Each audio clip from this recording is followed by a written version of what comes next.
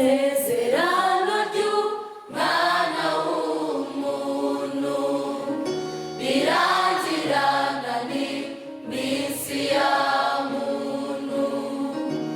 Uwiteka yasezeranye rihoraho kuko ahoraho. Isezerano ry'umwana w'umuntu rirangirana n'iminsi ya muntu. Uwiteka yasezeranye rihoraho kuko ahoraho. Yasezeranye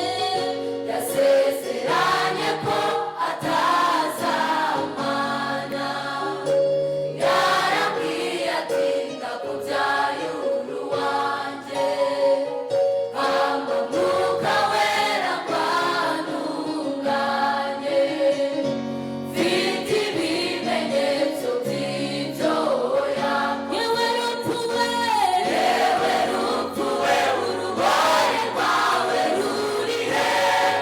Nzahoraho kuko ahoraho.